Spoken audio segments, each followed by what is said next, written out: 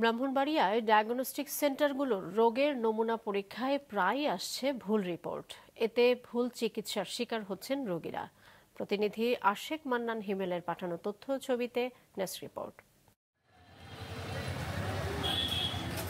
ব্রাহ্মণবাড়িয়া শহরের অলিগলিতে ব্যাঙের ছাতার মতো গজিয়ে উঠেছে ডায়াগনস্টিক সেন্টার।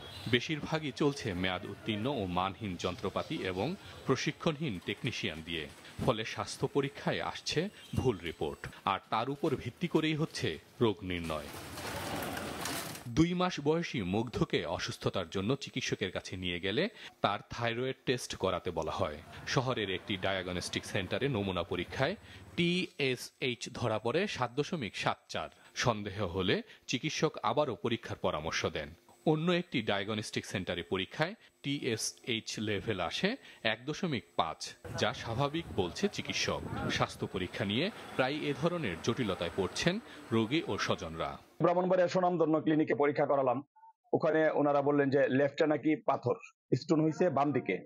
তখন আমার তো খুব বোধগম্য নয় যে ডান দিকে ব্যথা, কিন্তু বাম দিকে কিভাবে পাথর থাকে। তখন আমি ঢাকা নিয়ে গেলাম সেন্ট্রাল হসপিটালে, ওখানে পরীক্ষা করালাম।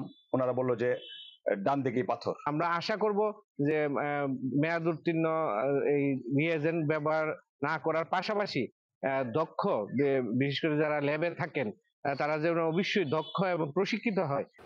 অনেকে দ্বিতীয়বার টেস্ট না করিয়েই নিচ্ছেন চিকিৎসা সেবা। এতে রোগ নির্ণয়ে ভুল হওয়ার ঝুঁকি থাকছে। ভুল রিপোর্টের কথা স্বীকার করে এসব ডায়াগনস্টিক সেন্টারের বিরুদ্ধে দ্রুত ব্যবস্থা নেওয়া হবে বলে জানান জেলা সিভিল সার্জন। আমরা এই ব্যাপারগুলি নিয়ে আমরা একটা মেডিকেল টিম বা বোর্ডের মাধ্যমে এটা একটা সলিউশন আসার চেষ্টা করব।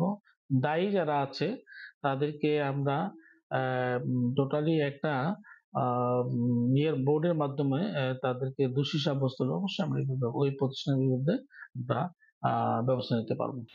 জেলা প্রশাসক জানান, মেয়াদ উত্তীর্ণ ও মানহীন সরঞ্জাম ব্যবহারের অভিযোগে এসব ডায়াগনস্টিক সেন্টারের বিরুদ্ধে আগেও ভ্রাম্যমাণ আদালতের অভিযান পরিচালনা করা হয়েছে। আমাদের কাছে নিউজ আসছে, এর আগেও দেখেছি, এর আগে আমরা অভিযোগ করেছি এবং জরিমানাও হয়েছে অনেক ক্ষেত্রে।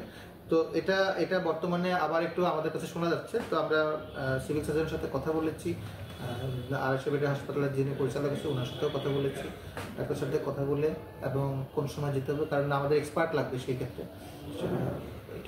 টেস্ট জানে এই ধরনের বিষয়। তো তাদেরকে নিয়ে আমরা আশা করি যে খুব তাড়াতাড়ি একটা বড় রকম একটা প্রাইজ দেবো আর কি। ব্রাহ্মণবাড়িয়ায় প্রায় 1700 বেসরকারি হাসপাতাল ও ডায়াগনস্টিক সেন্টারের মধ্যে লাইসেন্স রয়েছে মাত্র 400টির। মাছরাঙা নিউজ ডেস্ক।